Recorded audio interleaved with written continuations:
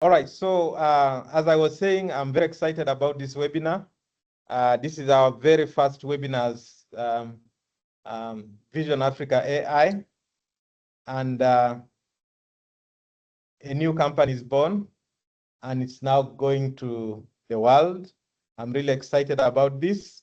So I want to take this opportunity. My role is very simple. It's just to introduce the members of the board of directors.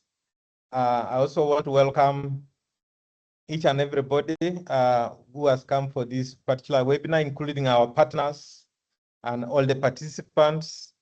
And of course, also welcoming the Honorable Minister of ICT and National Guidance, Honorable Chris Barrio-Munsi. He will be joining us during the closing because right now he's speaking in a rally. So I will now go ahead with this program. The topic that we have today is human intelligence meets artificial intelligence. Welcome to Vision Africa AI.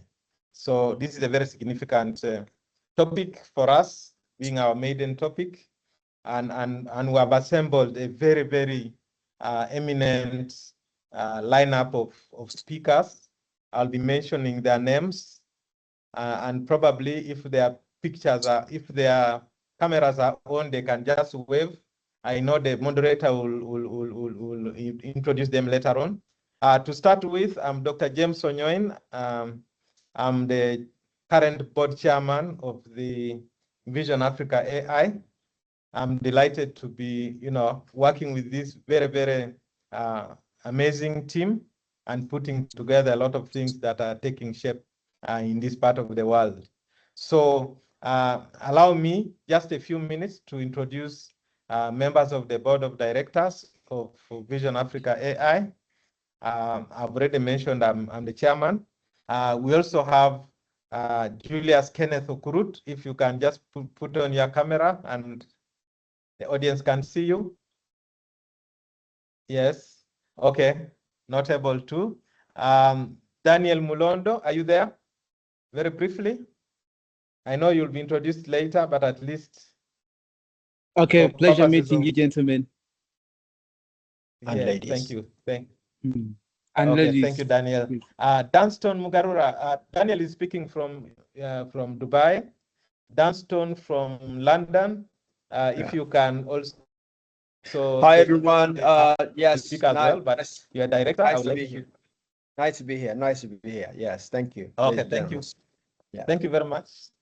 Yeah, thank you, Dunston. And then we have Josephine Olok, who's our moderator. She's one of the directors of Vision Africa AI. If you can.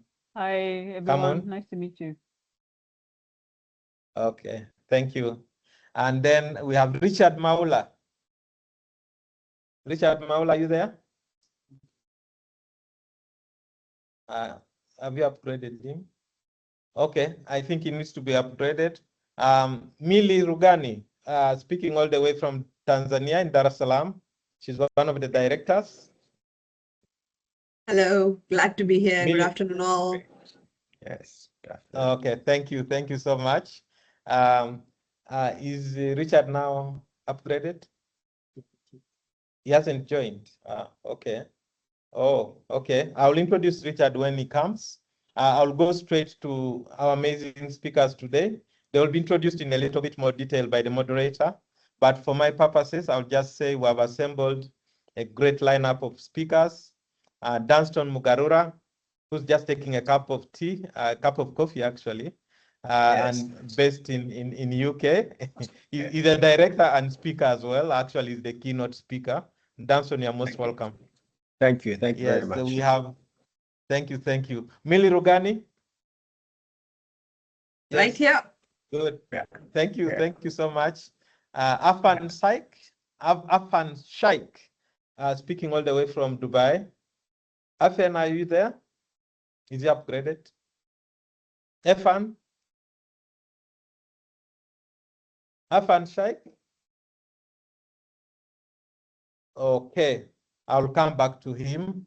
And then we have Rutwik Shet, all the way from Singapore, who's actually one of our partners, the partner that's helping us in training and capacity building, certification actually. Rick, are you there? Rick Shet, are you there on the call? Yes, hello guys. Hello guys. Glad to be here. Okay, thank you. Nice meeting you. Yes, our key partner from Singapore. I believe you're in Singapore, am I right? Yeah. Okay, thank you. Because I know GSDC has 3 offices in Singapore, Switzerland, and the US. Thank you. Enzo Amur, are you on? All the way from Dubai? Enzo? Enzo, he hasn't yet come in. Daniel Mulondo, again, you're director, but still I need to introduce you again as a speaker. From Dubai. Okay. Yes, hello. Pleasure meeting you, ladies and gentlemen. This amazing. Thank you very much. Call. Thank you so much. Josephine Olok, as a moderator. At this point, I'll soon be handing over to you. But I also want to recognize our partners who are here. Mostly, we have AIM 5 Group, which is headed by Dunston, one of our directors. Also, I want to recognize Craft Silicon Tanzania, represented by one of our directors, Millie. Thank you so much, Millie. Also, GSDC, represented by, I think I saw Setolu and Rutwick. Yes, you're there? Yeah. Good. And also, I've just seen Efan coming in. Is one of our partners, and he's also, yes, come in. Can you just say hi? Hi, hello everyone. It's great being here. Okay. Okay, right. Thank you. Thank you. Yeah, thank you so much. Yeah, thank you. Sheikh is our key partner, especially in the areas of health. He's going to be doing a lot of work with us in the health sector. I want to really thank you. Enzo, is he in now? Enzo from Soika? Yeah, so I just saw him. Okay, you saw him? Yeah, I just saw him. Okay. Hello everyone. Okay. Okay, thank you, Enzo. You're welcome. Enzo is a partner working with us to secure AI systems. I'm happy you are here from Dubai. I think one of the partners I wanted to introduce is traveling today. That is Dr. Allen. Dr. Allen Mutono from South Africa. He's traveling, he's on the flight. So he's coming home actually to Uganda. So we will probably not be able to introduce him right now. But he's one of the partners that's working with us on issues, especially around governments, local governments, education sector, and so forth. So those are the partners, and really thank you so much for, coming on board. We appreciate that.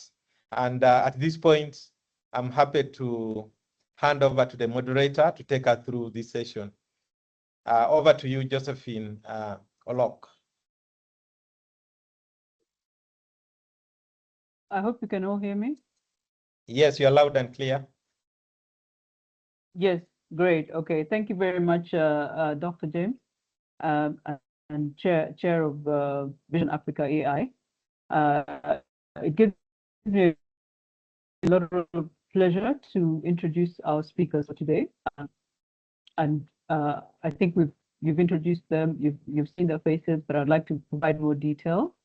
So we're firstly joined by Daniel Molondo. Daniel is the co-founding director of Vision Africa AI.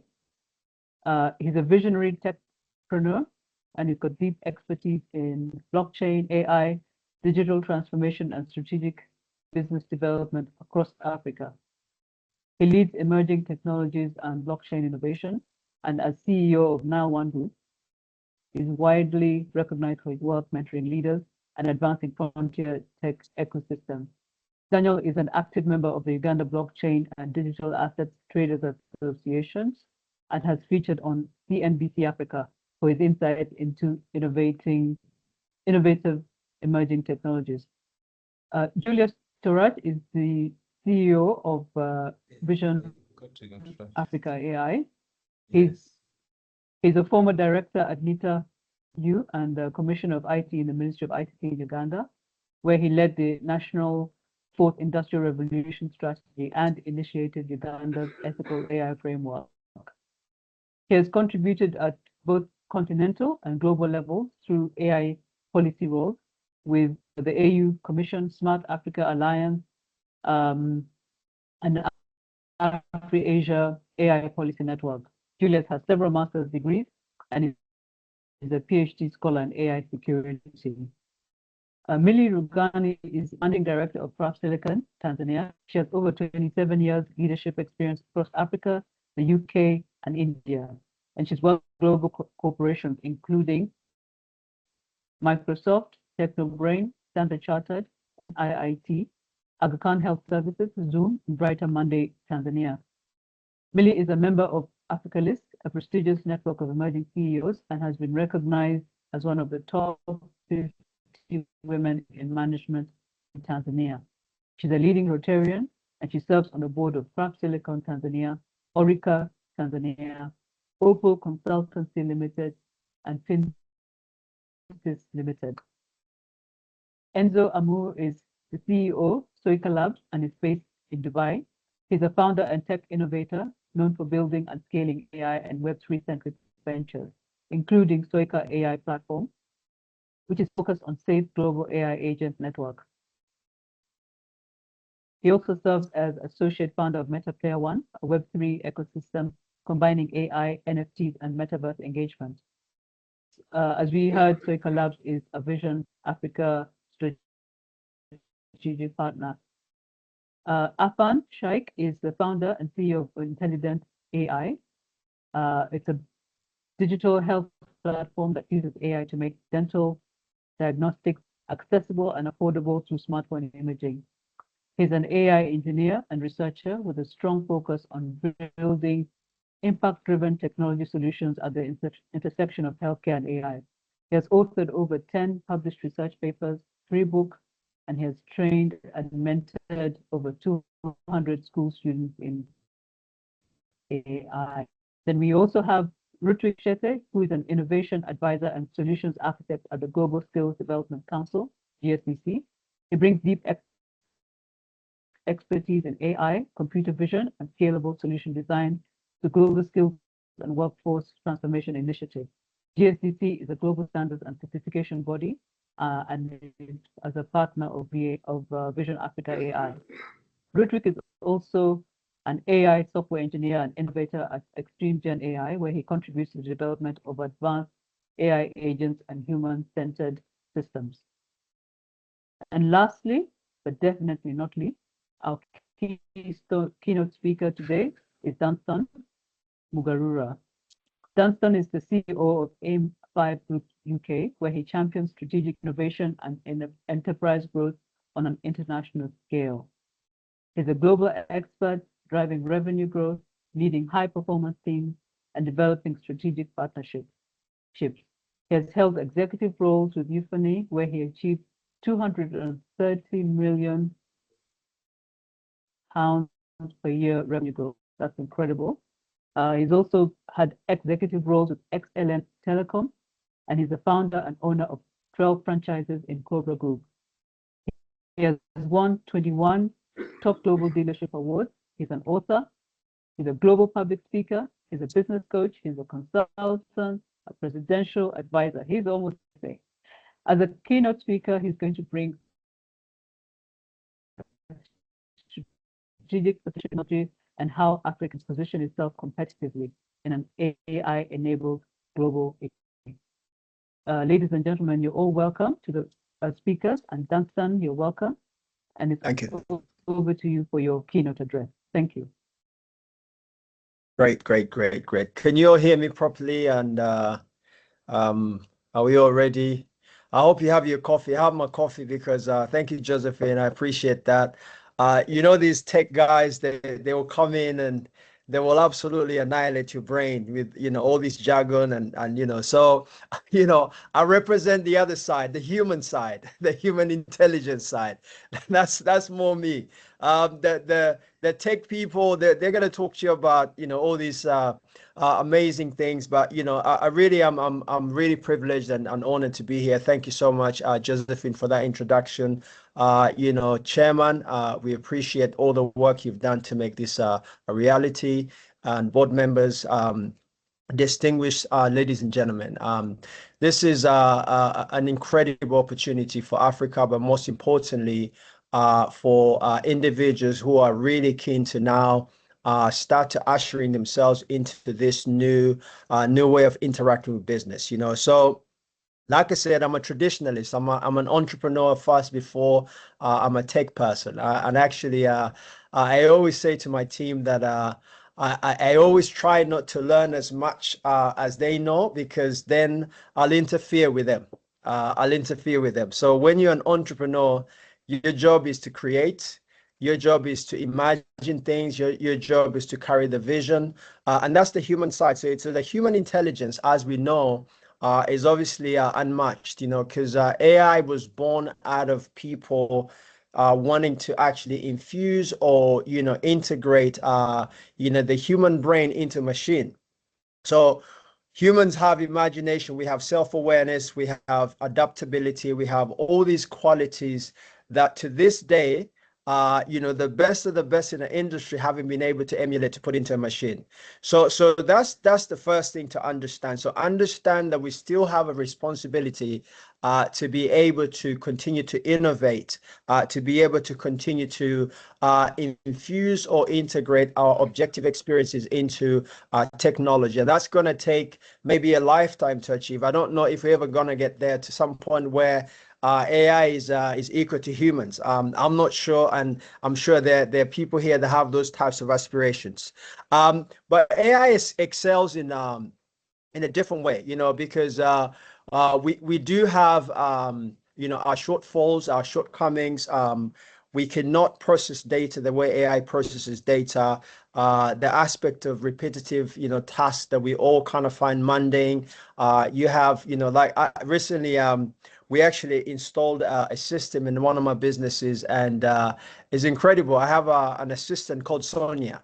Sonia is she's my AI agent. She's incredible. She's 24/7. She's never been sick. She's never complained. She's never asked me, you know, for a pay rise. She is always present, and she takes all my calls, all my messages. She will send emails, receive. It's incredible. I was like, what's going on? I've been, you know, I don't have to argue with her. So we're really living in unprecedented times where, you know, if you don't change, you won't make it in business. It's really that simple. AI is no longer an option; it's mandatory. It's compulsory. If you're going to be, you know, competing at a global stage, you've got to really look at this. You know, so I hasten to say though, AI is an enabler. It's not a substitute for human intelligence. It's very key to understand that, because very often when we speak to people, they're always saying, you know, oh wow, we're gonna lose our jobs, and you guys are crafting this stuff in the background that's gonna mean that everybody's redundant and we don't have jobs, and you know what? How are we gonna feed our families? No, no, no, no, no. AI is a depository. Is where we deposit the human intelligence to be able to perform things that perhaps we're not able to do as efficiently, as cost effectively, and as repetitively as it's able to do. And there are other things, you know. So one of the things that I often talk about in these meetings is who needs AI? You know, who was it really designed for? And the question is, it baffles me, because I always say to people, who doesn't need AI? You know, who doesn't need AI? So AI will actually perform at an individual level, company level, organizational level, government level, on a global level. You know, it's now embedded, it's integrated in pretty much everything we do. And the irony is, most people think AI is a buzzword, and it's only started recently. It's a very old phenomenon. It's almost 70 years old, actually.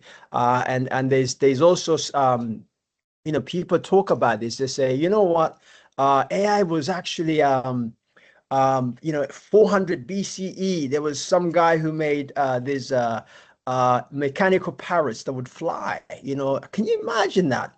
So this is not a new thing, and for most business owners and individuals who are looking to accelerate their skills and also align with all these other global companies that are heavily involved in transforming businesses through data enhancements and various other things like digitization. You have got to absolutely keep up. Otherwise, again, as I said, you won't make it. The old saying of Nokia, we didn't do anything wrong, but we just didn't change. So, again, AI is compulsory. It's not a nice to have, it's a must have. One of the things that I often say is people say, why now? Why is it that companies are, walking around going, oh, how do we digitize our business, and how do we, include AI in our business, and is it really affordable? Is it really for me? Can we actually have the right people to do this? And this is why Vision Africa AI was put in place to ensure that you have a soft landing, because it's often confusing when you ask people, how are you going to incorporate digitization, again, data enablement and AI driven technologies into your business? And very often they go, no, no, no, no, no, no, no, I don't want that. So here's the thing, and I was talking to Dan earlier, and I said, change is imminent, but also change, you can change by force, you can change by choice, or you can change by evolution. And in this case, if you don't do it on purpose, unfortunately, you're going to be forced to do it eventually. And if you end up being forced to do it, you may have to do it under duress. And of course, it's a little bit more costly. So you have to incorporate in your plan, in your business plan, in your personal development as a person. It's no longer optional to actually kind of go, one of these days I'm gonna get into AI. But what is it for? And I'm going to mention a couple of things that very obvious. The speed to market is really important. We live in an impetuous world where everything is moving at supersonic speed. So, what we have also is to understand as business people and as, managers and leaders in our organizations, we have a poverty of time, or seemingly so. That's the perception. We don't have enough time. We have all these things to do. It's very normal now for people to say, I have multiple streams of income. I have various businesses. I speak to people that have 500 companies that they're involved in. And I say, how do you do that? They say, well, I don't. I just have, you can't run 10 companies effectively, let alone 500 companies. But these people are not trying to run the companies. They actually have employed technologies and systems that are able to allow them to be expansive and build capacities using technologies. And it's continuously growing. So speed is important. Cost efficiency, we talk about productivity, consistency in production. I'm actually, I work with a company in the US, and the first time I visited their factory I think about 6 years ago, they had a production line. It's a massive organization. They had over 1,000 people on the work floor. Massive, massive space. Recently, we went back, and there was probably like so machine learning is real, and it was incredible to see the precision. And now the factory is 24/7. It's open 24/7. So where you had to get people and go through HR, I'm gonna upset some people, but these AI agents, their HR system is very simple. They need very little managing. Once the systems are serviced, they're serviced. And this is incredible. So we've seen the increase in productivity, in consistency in levels of standards of delivery, and also customer fulfillment. So the business has exponentially grown as a result of actually use of technology. So that's just an example. The other thing also, just to really competitive age, and we're talking about building and scaling a business from conception all the way through to development, to where it grows and matures and becomes a viable entity. you've got to employ the use of technology. But I want to just quickly become Africa specific about, why AI, why Africa? And Africa has a very unique advantage, almost an unfair advantage, because we are not actually transitioning from old systems to new technologies. In most cases, most of these countries, this is actually something completely new. So what happens is a plug and play scenario where you can introduce something today, and within a short space of time, everybody's latched onto it. And I cite some examples. For instance, Africa, and if I speak Uganda and Kenya specific, we have the best way mobile money platforms. M-Pesa is renowned for that across the world. When we talk about remittances and stuff, it's incredible what you can do. Now, somebody said to me in Uganda, James, they said, but Danny, I will never use AI. So, and the person was talking, when they were talking to me, they were holding an iPhone. So I said, "Oh, really?" And they said, "Yeah, I'll never use AI. That's not my thing. I'm a simple guy, So I said to him, "Have you ever been on Google?" And he said, "Yeah." I said, "Have you ever watched Netflix?" "Yeah." "Have you ever ordered a plane ticket?" So he's like, "What are you talking about? What's your point?" And I said, "You already use AI. So whether you know it or you don't, it's embedded in everything we do. You have coffee machines that use AI. You have Uber uses AI. All of these things that we're doing in our day-to-day, in our waking lives, we're actually employing AI. But in terms of Africa, this is the biggest opportunity. So Africa, especially if you look at countries like our country, Uganda, if we become that specific, we have probably the healthiest population dividend across the world. We have a population that's as young as 70% of the population are below the age of 30, and this is key. This is key. Unfortunately, the old generation of 65 plus is only represented by just under 3%. So we have a very young, hungry, population that's going to grow, and it's really, really eager to learn and absorb, some of this stuff. I was astounded to see some of the young people that are really in technology. We now have people in Uganda who didn't have a job and who have an iPhone, and now they're making $2,000 a day from an iPhone by just asking somebody, point the camera, and I'm going to smile and talk. And they go, "But I don't use AI." You're using AI. You're on social media. You're actually getting paid just to talk to an iPhone, and somebody is following you around, and and I think they call them influencers. So there's no excuse anymore where people will say, "I don't know how to start. I don't know how to get started." You don't have to be a mechanic to drive a car. You don't have to be a mechanic to drive a car. So not everybody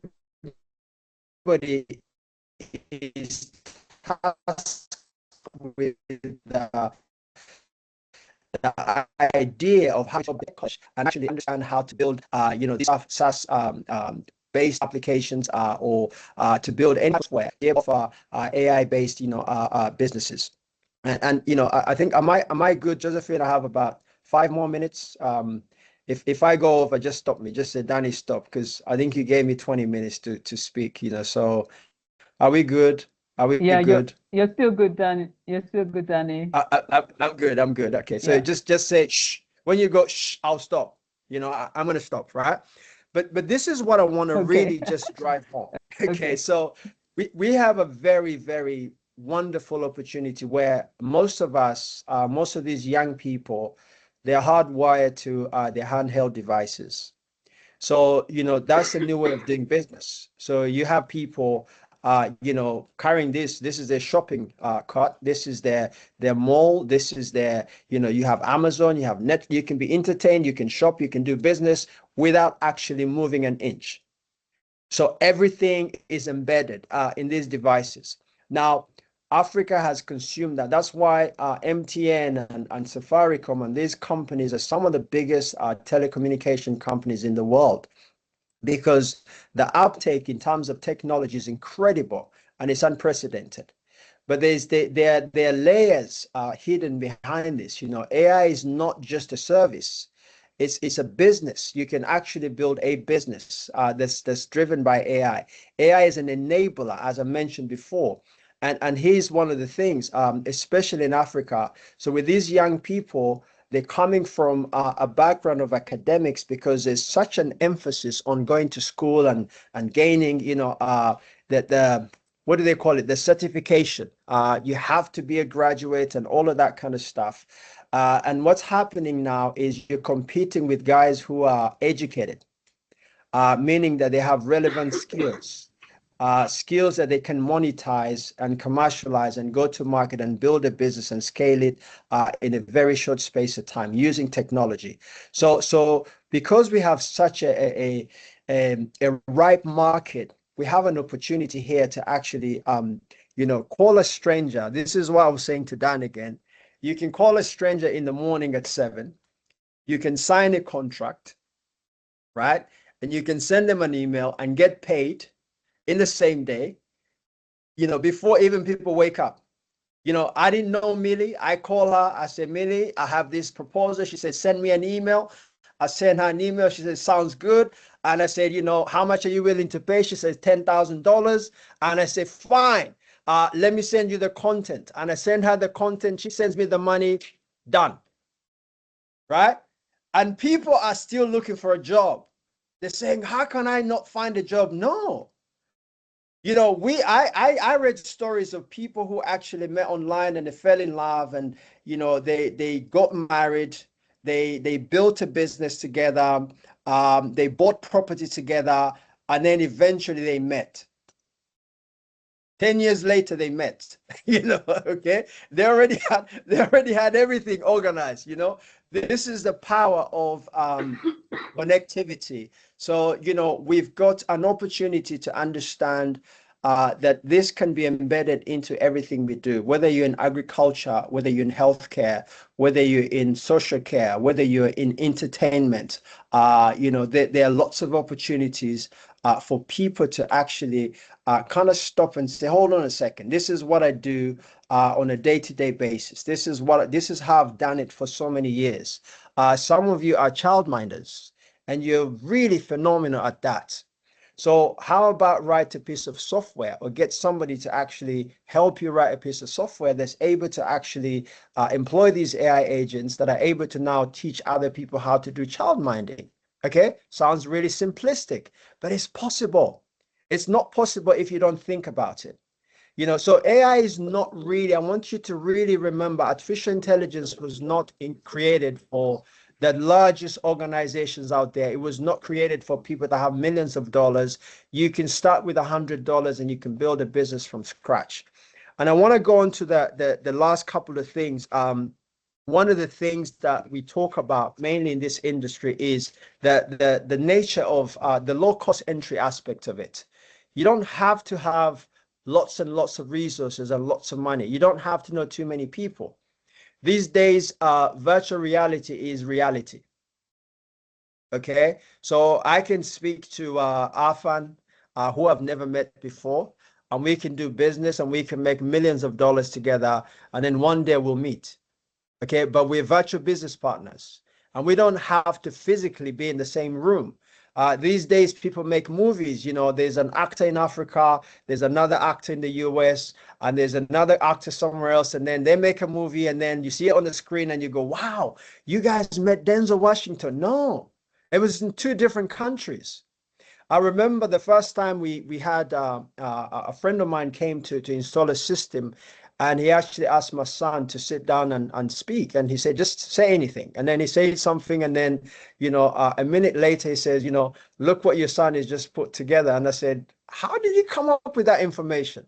You know, it wasn't him. It was AI. They just cloned him. And he started, I'm going, wow, you know, I didn't realize at the time.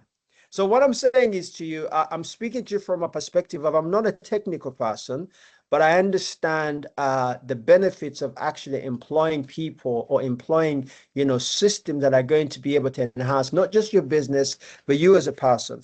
And whether you're in real estate and you're building a house, when you hear printing houses, don't say, I don't know what that means. I don't care. No, no, no, no, no. What does it mean to print a house? You know, you can spend 5 hours building a house, and somebody can actually employ these technologies and spend 2 days building a house, the same house, right? Now, I always say in business, speed is profit. Speed is profit. If I give you $1 million today, it's $1 million. It's a lot of money. If I give you $1 million in the next 40 years, it's not a lot of money. The difference is the time. So if you can find a way to compress the time and have the return on investment a lot faster without having to do too much learning, or and actually trying to go and become this PhD in something. I'm not I think Julius is a PhD, so I do apologize, doctor. I'm not I'm not trying to start a war here. But listen, you can use Julius's brain to run your business without meeting Julius, because there is an AI agent out there that has been injected with Julius's brain, and they're able to actually perform as Julius does, but only better. Why? Because they never get tired, they never complain, they don't have mood swings, they don't have holidays, they don't have sick pay. This is the genius of what we're actually experiencing right now. So in closing, I'll say to you, digital transformation is not a choice. It's mandatory. And unfortunately, if you don't employ that, if you don't get involved, you won't make it. It gives you visibility, but also gives you viability in business, sustainability, and it will impact your profitability as a business owner. It's very important. Data enhancement will absolutely give you advantages like rapid response. You're able to make decisions really, really quickly. You're able to mitigate, risks and various things in a very short space of time. Accessibility, self-service aspects of the business. People like myself, I run companies, and unfortunately, I'm not really that tech savvy, but I know how to use a good dashboard. So you show me a dashboard, I can extract my information. I know exactly what sales we didn't do. I know who's performing, who's not performing. So these are really simple tools that are easy to use. And then you have, the ability to then look at the growth trajectory of your business, and you're able to scale as a consequence of that. Data ownership is also very possible now because of Web3. You no longer have to depend on these massive companies that control data. So that gives you the autonomy to actually build a business.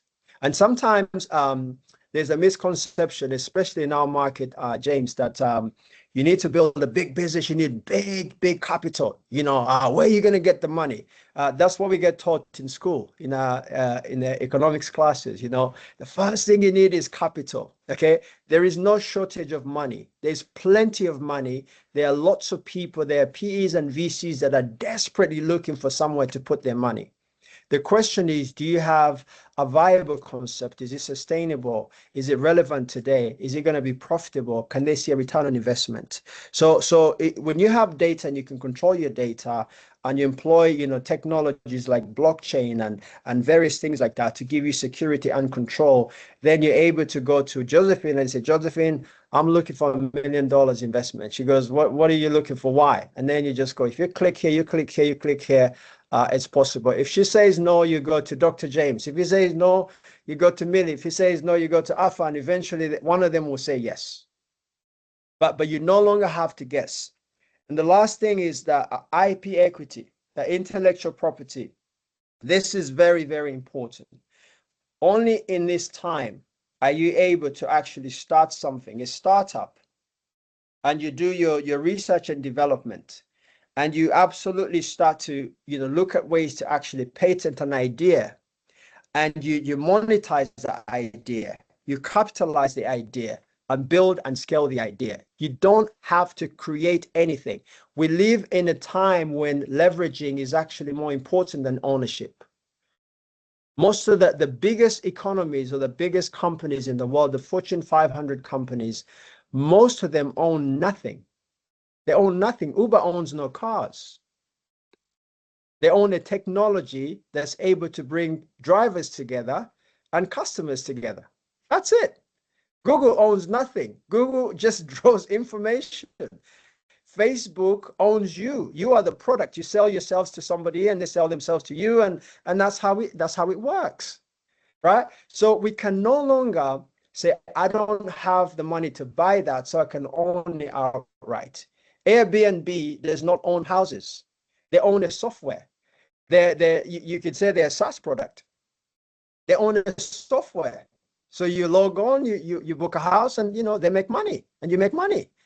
And this is the world we live in right now. So you can come up with an idea, and you can patent the idea, and it can be yours, and you can go from a startup to a unicorn in a very short space of time. So the gap in terms of skill that we needed to have, where I would have to go and attend, years and years of study to understand something, you can Google that.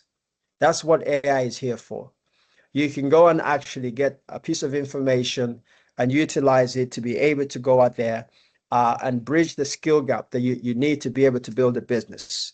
The concepts in terms of, what concepts are you actually coming up with from concept to productivity now is a little bit easier than it used to be because, again, in business, Josephine, we say, this is what I teach us say, in business, we're taught how to cheat.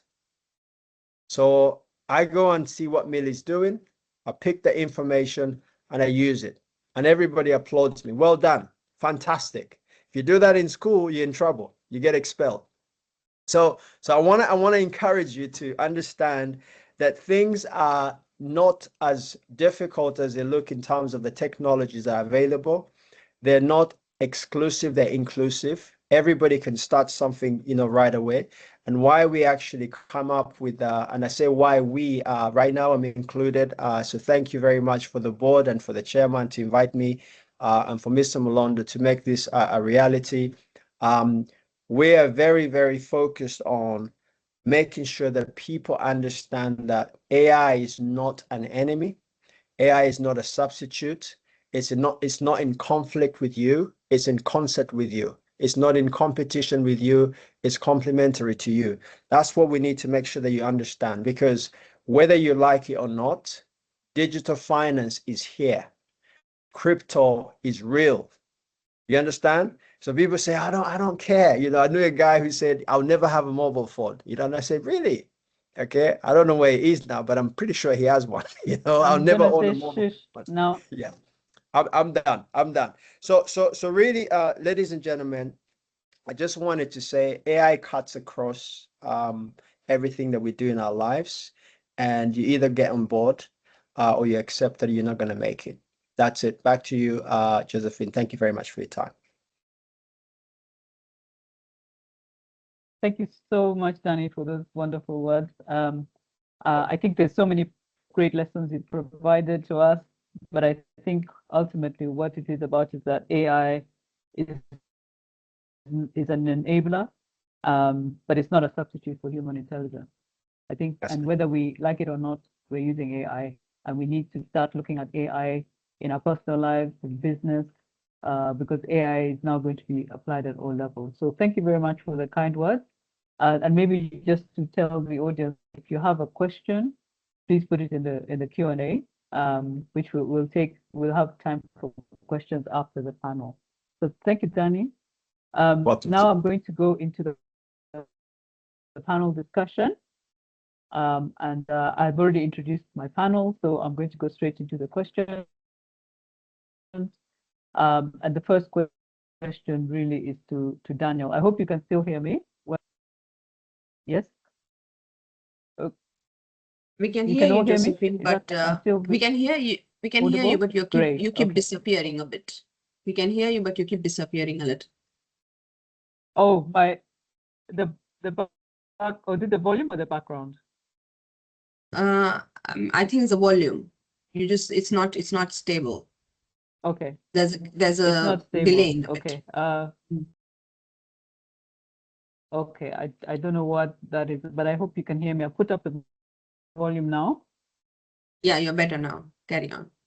Okay, let me go to it. Let me carry on. Thank you very much, Millie. So Daniel, this first question is to you. Can you tell us what inspired the creation of Vision Africa AI and what gap it's filling across the continent? Okay, thank you so much, Josephine, for this question. Protocol observed. Yes, the question, what inspired us to start Vision Africa AI? The number one key factor. Africa is known to be a dark continent. Africa is known to be a land where nothing is going on. And yet there's so much potential. By 2030, Africa's mobile penetration is expected to go to 60% people with handsells, people with mobile phones, according to GSMA. So that means a lot. If we start this right now, by 2030, I believe we're gonna cover a very big space. Number two, we have a lot of unemployed, and which the young people covers 80%. So when these young people are put into productive activities or productivity, the time I've spent in Dubai and across when I'm moving, I've discovered two things. There are activities and productivities. So many of young people in Africa, they're into activities which are not yielding income, and yet there's what we call productivity. People are so efficient. I was giving an example here. I visited one of the, in Africa, we call them taxi parks or bus stations. We went somewhere here on one of the bus stations, and the plot is just like 100 by 100. An engineer will help us to do that. So I was asking the station manager, how many people do you move in a day? The guy told me that we have a lot of, the walk-ins alone, we cover more than 1,000 to 2,000. But imagine in Africa, if we are to do that productivity, the amount of land required to do that. So I saw that there's a lot of productivity done in terms of smart applications, people booking on time, you know, and it gives a lot of jobs in the ecosystem whereby the developers and the mobile networks and so on and so forth. Going back to the question, I believe that when people are crying out of jobs, AI is going to create a lot of jobs. So through Vision Africa AI, we are skilling people to be productive. And we've started with a lot of solutions in AI for agriculture, AI for health, AI for privacy and data security. You know, we had a challenge in Uganda recently. The Bank of Uganda was hacked and they declared $60 million, which was stolen. So these are solutions that Enzo and some of our development partners have come to bridge. How are we going to use AI to secure these stations, and how are we bridging the gap? But in a nutshell, I believe that through this platform, Vision Africa is going to cover the number one challenge of unemployment. Definitely, there are many jobs that are going to phase out, but as we go on, we believe that AI is going to create a lot of employment opportunities for the young people, the Gen Zs, the Gen Z Alpha. We are coming with speed, as Mr. Dunstan has said, with precision in many activities that we are going to do, of course, with our partners on board, and so on and so forth. I don't know whether I've answered your question. And we want to be digitally proficient on the African continent. Thank you very much, Daniel. I think you've answered it very well. I think what we're saying is that we are going to provide, we're going to skill for productivity, ultimately. Yeah. That's what we're saying. Yes, so thank you very much for that question. Thank you so much.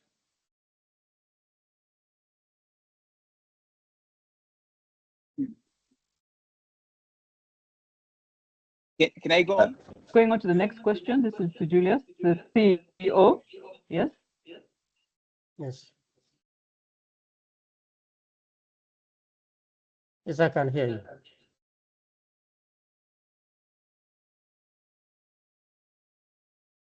you. We can't hear you, Josephine. She's Josephine, muted. your internet, we can't hear you. She's muted. Josephine, you're muted. Sorry, I was on mute. Sorry, I was on Yeah. mute. Yeah. My apologies. Julius? Yes, Julius, how do you see Vision Africa AI supporting Africa's digital transformation in the next 3 to 5 years? Thank you very much for that question. The African Union came up with a digital transformation strategy, and but it also came up with an AI strategy. So the theme of the digital transformation strategy is a digitally transformed continent for prosperity and inclusivity. And we at Vision Africa AI, our vision is a digitally proficient Africa. We would like to empower the people of Africa to be able to use AI to transform their lives. Other parts of the world have progressed, they have proceeded on, they have progressed on, they are investing lots and lots of money, whether it is in the military, in different domains. Because when you do research, you will see how much the US is putting in AI. You'll see how much India is putting. You will see how much China is putting. So you ask yourself, what is Africa doing? How much are we putting towards the development of AI? Because if we say that AI is still something that may not pick up, something that may go bust in the near future, I don't know whether we are moving with reality. Because if the most advanced countries are putting in more resources than us, and for us, we want to step back and say, maybe it is not yet our time. And that's how we got left behind in the previous industrial revolutions. We are now in the fourth industrial revolution, and actually we are moved to the fifth industrial revolution. So Vision Africa will play a key role to make sure that we leapfrog. We make sure that we are not left behind. And most of the solutions we are using currently are not from Africa. They are from other continents. So what are we doing? So that's why Vision Africa AI is here, to make sure that the African people are able to use AI in the various domains to transform society, to transform their lives. And to add on to that, is our mission statement is to build Africa's AI ecosystem by connecting global expertise with local innovation to empower clients and communities. What do we mean by this? Again, going back to digital transformation strategy of the African Union, and in Uganda also we have our ICT strategy and AI policy, which is still under development. But we also came up with a national strategy on the fourth industrial revolution, which echoed some of these areas that were pointed out in the strategy of the African Union. That we need to have strong policies and regulations that support the development of AI. So what are we doing as Vision Africa? We want to contribute to the development of these policies. We want to provide advocacy. We want to provide technical assistance in how policies across the continent related to AI and regulations are shaped. And not only that, we must appear in international fora, talking about what is suitable for Africa. What is it? Because we are at nascent stage of development of AI. So what is it that we can fit? Our AI may not be for going to the moon. So what kind of AI is relevant for Africa? So that's where our Vision Africa comes in. And then we also look at digital skills and human capacity. Our partner, GSDC, is going to talk about this, but we have to point out that in terms of statistics of those that are AI aware and those that are technically skilled, and those that may not necessarily be from the technical background, but now are applying AI in their day-to-day work, the percentage is very small. So that is where we come in to play a role. The other one is in terms of innovation. we must set up incubation hubs that focus on the development of skills. Our innovators must be skilled. They must come up with solutions that can be exported in other parts of the world. And people like Danson will help us even in development of entrepreneurship around tech, because it is not just about understanding how technology operates. Then the other thing which Vision Africa is doing, and also how it is going to contribute to digital transformation in Africa, is the investment in the various domains. We have already talked about AI in health. Again, we have a partner from Dubai who is going to talk about that. We talk about AI in agriculture, AI in education, AI in government, in trade and financial services. These are areas that were also pointed out by the government of Uganda in its national strategy on the fourth industrial revolution. But our contribution, this must not remain on paper, because these areas were pointed also out by the African Union. How can we contribute to make them a reality? Then the other one is in cross-cutting themes in areas like development of digital content. Danny talked very well in this regard. We are consumers of content predominantly from other continents. So how can Vision Africa contribute? Or how can we work together with other partners to develop local content? How can we develop data and regulations around that can help in transforming our society? There are areas of cybersecurity where we will make a contribution, data privacy. We know that there are already laws in place, implementation is in process. So this is area where we will support the different institutions to develop their capacity in data protection and privacy. R&D, that is also an area which still require a lot of work with other development partners, so that we can be able to identify locally relevant solutions.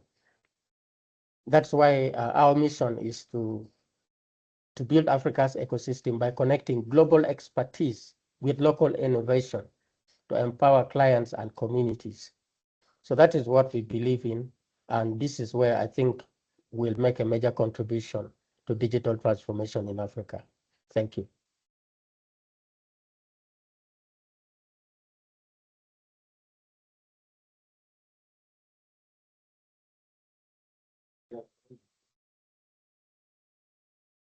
Back to you, moderator.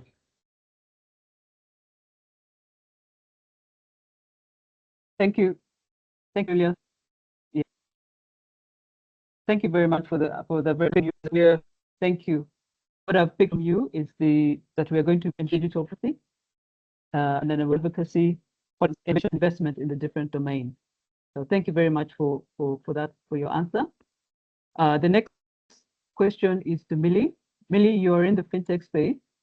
What key priorities should fintech startups focus on as they integrate AI into their products and services? Thank you, Josephine. Thank you, everyone. I think from where I sit, when we discuss about AI in African fintech, first of all, and the most important thing is to let's talk about what is the tool ecosystem is today. Across Africa, the fintech ecosystem is expanding rapidly with around almost 1,260 plus active fintech startups. And this we have seen the number that has increased almost 3 times since 2020. While the large scale of this numbers actually coming from Nigeria, Kenya, South Africa, and Egypt, and the growth clearly is continent-wide. If we narrow it down further to the lens of Uganda, ladies and gentlemen, we have a similar but early stage pattern. Uganda now has close to about 180 to 200 fintech startups spanning payments, lending wallets, remittance, and digital banking. At the same time, the AI penetration remains early but clearly emerging. The combination, what does it tell us? It tells us something important. Innovation is vibrant, but the next phase is about scaling and being responsible. Moving further into getting to discussion of what Africa FinTech startup is. For Africa FinTech startup, AI can be a very powerful advantage, but only if it's implemented thoughtfully. From my experience, the first priority must be to stay on ground in real customer problems. Not technology excitement, not AI excitement, but let's understand our client first. What is the client need? What is our customer asking for? In Uganda and across East Africa, the biggest barrier are not lack of products, but complexity, language, and accessibility. AI should be able to simplify the financial services where through the customer support, fraud prevention, credit assessment, and operational efficiency. I'll give an example. At Craft Silicon, AI has been applied through Small Talk, a voice-enabled assistant that allows the customer to interact with the banks at a national language, including the local language, which in this case is Swahili. And amazingly, or not surprisingly, but surprisingly to what Dangston said was that it reflects how many users prefer local language to speak to a human being than to write to somebody unknown. So second priority, I believe from my experience is going to be scalability from day one. With so many fintech companies being created across Africa, only portion of them survive and grow.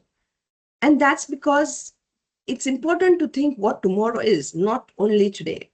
So AI only creates the value when it's deeply integrated in the core banking and the payment workflow, supported by the clean data architectures, strong data governance, and cloud-ready system. I think poor quality remains one of the most common reasons AI initiative fails. At Craft Silicon, again, AI is embedded directly into the live banking system, enabling real-time, personalized response rather than generic chatbot interaction. I'm sure so many of us, while we are buying tickets, while we are doing things, and we get that automated chatbot interaction, and how many of us really get frustrated of not getting the correct answer because it's just chatbot answering the most common questions that is possible. Scalability is not just technical. Again, going to the again to the discussion where the skill to manage the skill of the people who's going to use AI is very important in this process. And I think third priorities for the startups would be regulatory and governance must be treated from the design feature and not a constraint. Across Africa, regulators are increasingly focusing on AI expansibility, fairness, and accountability in financial services. In East Africa, specifically, this focus is sharpened as the digital finance scales and cross-border activity grows. In Uganda specifically, the AI adoption is still early, but momentum is building, ladies and gentlemen, where policy discussions are underway. Regulators are being more attentive to how AI decision affects the clients. FinTech have to engage regulatory very early and embedded responsibility of AI very early in the process of their journey. I think equally critical is customer trust. It's for us or any fintech or any business, what is most important is trust. And I think that's the core of any relationship. When I say any relationship, whether it's client, whether it's personal, the ground rule is trust. And in a fintech market, trust becomes very big differentiator to the other fintech companies for you to success. AI adoption in Uganda, I think Daniel mentioned this, is happening in an environment where the internet penetration is still about mid 20% range, and the digital literacy varies widely. This makes transparency, reliability, and human oversight even more important. Strong cybersecurity, data privacy, and clarity around how AI is used is clearly not negotiable here. The customer must feel that AI is working for them and not against them. Finally, I think fintechs must recognize that the partnership will determine who scales. Believe me, ladies and gentlemen, no partnership can be done single-handed. No single startup can build AI capacity, regulatory credibility, distribution, and trust alone. Collaboration with banks, telcos, regulatories, ecosystem players is essentially to move from pilot, national, and regional level, particularly in the markets where AI infrastructure and skills are still developing. We already see early but practical signs of all this across East Africa. Banks, fintechs in markets like Kenya, Rwanda, Tanzania are deploying AR from fraud detection, digital onboarding, credit and analytics, and customer engagement, while the regulatories are beginning to adopt tools to strengthen supervision. This shows that AI adoption in the region is moving beyond experimental in early real-world application, even if still uneven. And I think Uganda fits very well in this regional pattern. AI adoption is still very early stage in Uganda, we can see that, but momentum is building. Examples like from our understanding and the business where we sit is that the Post Bank is leveraging machine learning in personal services and engaging clients. Stanbic Bank in Uganda is exploring AI use fraud detection and analytics.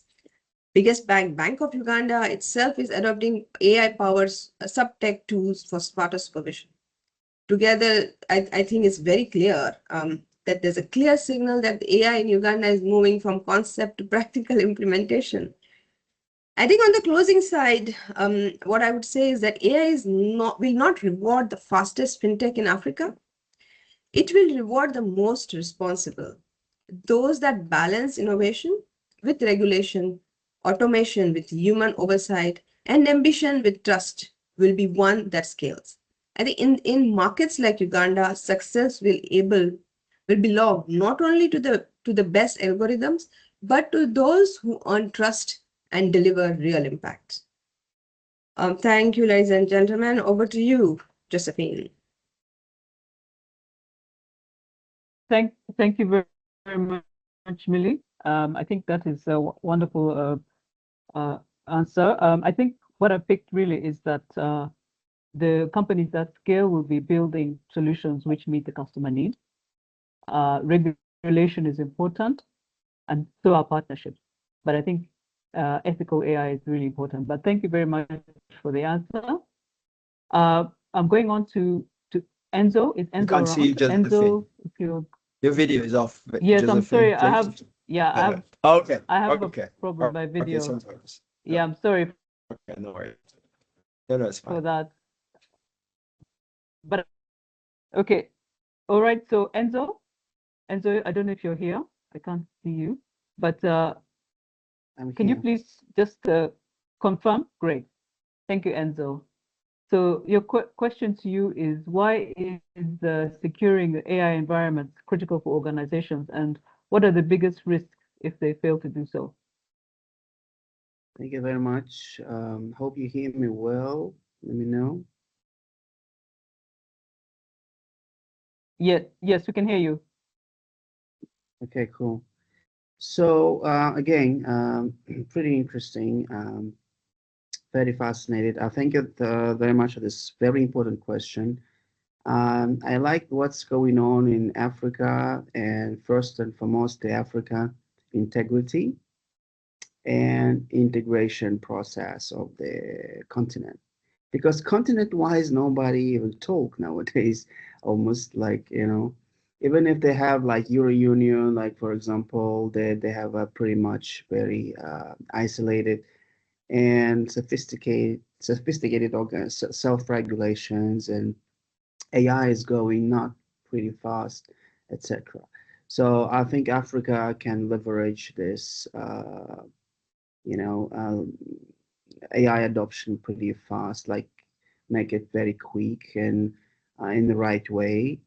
In terms of the AI safety, and as a previous speaker said, safety and ambitious plus regulatory mixed with the in the right in the right way. I think it's the right thing to do. Nowadays, it's already clear that, as the previous speaker also said, the first speaker said, AI is an enabler, not a substitute, for sure. And when we talking about the nation's capacity, nation economy growth and transformation, definitely AI is the chance to make it way more quicker and join the first line of countries and those countries who have the leadership and have a good economic growth, sustainable economy, etc. So definitely safety with AI is not everything. AI is just the next step of digital transformation. And nowadays, it's pretty much clear that we still have to build some sustainable infrastructure across the globe to talk on the just to step up next phase of AI adoption and get the effects of economical effect of it, not just by which is incomparable to digitization effect, but like the compound effect of the automation, compound effect of cross-industrial AI automated decision making and process flow and things like that. To step into this era, we still to be way more powerful in energy, way more advanced in standards of AI to AI communications. And definitely regulation is a big issue at the moment. At the same time, we have some tech very well developed and very much advanced. When we edit the videos and we can substitute people in some videos or online stream, and a lot of fake material coming to the market as well, etc. Some of industries like healthcare or fintech, definitely they have very nice indication of adoption, diagnosis or fraud detection, to name a few, definitely. So we have a lot of very effective application and best practices any nation can quickly follow, very safely. And that is a gap quickly to fill the to fix it pretty much quick. And at Soika Labs, we from very first day we focused on exactly to the safe infrastructure between companies and nations when different sovereign AI systems interact with each other. So it's AI to AI communication. And enterprise AI communication, supply chain automation, things like that. As example, the first speaker given, while people sleep, one company's AI interact with another, make a contract, get the payment while you sleep, is possible exclusively when another company also adopted AI agent in the right way. Yeah, right.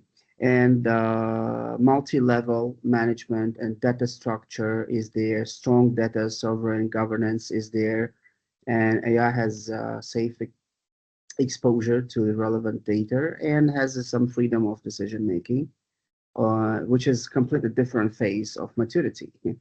But in order that case to be possible, we have to accomplish this AI to AI communication standards. And this is what exactly Soika Labs is doing. We deliver this software to make your automation safe, like division to division wise, data sovereign, like data privacy. Each and every workforce might be an agent, and this multi-agent management system companies can leverage to make it like very structured AI agentic type of enterprise management. And then when you have the agents useful inside the enterprise, you can then expose them to public. So the more companies you can expose in like capable AI agents to public, more velocity and automation will have, like, and more effect on the economy, domestic and international economy we will have. This is what exactly our targets and what we do. We deliver like from A to Z, small or big self-host solution for companies, and eventually those to join the public network. Global agent, we name it Global Agentic Network. So this year in October at GITEX, we released the first ever Global Agentic Network, and we're developing this with a few companies and big thanks like to NVIDIA Inception Program helped this idea to become a reality, and ASUS helped this idea to be successfully tested first time and presented at GITEX. And a few other companies like Supermicro and Vast are very supportive when it comes with AI data infrastructure, which is critical in the field. And we believe, Enzo? yeah. Yes. I was wondering whether you could talk to the risks, because I think the issue we're saying is what is the biggest risk, or perhaps how you're addressing the risk of AI environment, really. Yeah. This is what we're trying to say. Yeah. What I'm trying to But stress you have here, a few minutes. Yeah. what I'm trying to stress here is that the biggest challenge and risk we are working with is the data sovereign infrastructure, because we had a phase one when the big AI makers, they create the cloud services with a huge infrastructure behind ChatGPT and Gemini, etc. And next one is AI agents. So when you build AI agents, you're supposed to have your own sovereign AI infrastructure. And self-host solution is the main key advantage, is the main key aspect of the safety of AI to AI communication. And one standard regulatory environment, public protocol for inter-AI communication, which is not under control by any of the bigger LLM development companies. So this is first thing I would like to outline in terms of AI safety is 100% self-host, distributed and isolated self-host solution with AI agent representing company in public, which has zero dependency on any major LLM provider. So that agent might have a very deep penetration and access to companies' data, the databases, etc. So proper AI agentic structure and proper data management is the main, basic, fundamental thing for AI safety by far. The next thing, which is very, very theoretical, and like is there a lot of talks about the AI development pace to be stopped, or there is a risk of control of AI, LLM systems, and risk of data exposure in LLM systems and hallucinations by LLM, etc. Those, my opinion, all those risks are very, very less important. And obviously, data leak is one of the key challenges for any commercial company and governments. And definitely sovereign, as I told earlier, sovereign data infrastructure for the government is a very important thing. So that's why countries across the globe invest now in AI factories, which is national infrastructure, when the data hosting is like based in your country. And then you apply just the best practices to secure your like ICO standards to secure data and to end-to-end security communications is still the same. Nothing changed. Yeah. For AI advancement, which is smarter than human, thank you. etc. Yeah. Sorry. Yeah. No, thank you. I'm just conscious of the time, but I appreciate what your point on data sovereignty being important, having LLMs as well as being important. I think if we had more time, we could go more into the solutions that you offer, but I think we will provide a reference to those because I think it's very important that we address that concern that people have, that is my data safe? Are these obvious large language models safe? So I think, thank you very much for the point. And I think we can probably, discuss more if we had the time. But thank you. So I'll go to the next panelist. Thank you. So I'll go to the next panel. If you're on, what emerging AI breakthroughs in healthcare do you believe will have the biggest impact in Africa? Sure. Thank you so much, Josephine, and greetings to everyone over here. I am very much grateful to be invited and to share my insights and point of view about healthcare and AI in Uganda and Africa. And as an AI researcher, author, and mentor, and currently a startup founder of an AI-based health tech company, I want to address one thing, that when we talk about AI in healthcare for Uganda and Africa, the question doesn't comes here that can AI work here or not, as Mr. Danston also rightly addressed, that the real question should be that can we afford not using AI? Because according to World Health Organization, Africa carries over 24% of the global disease burden, and yet less than 3% of world's doctors and nurses and healthcare professionals are present over there. And in Uganda, the doctor to patient ratio is often like around 1:25,000 in rural areas when we talk about that.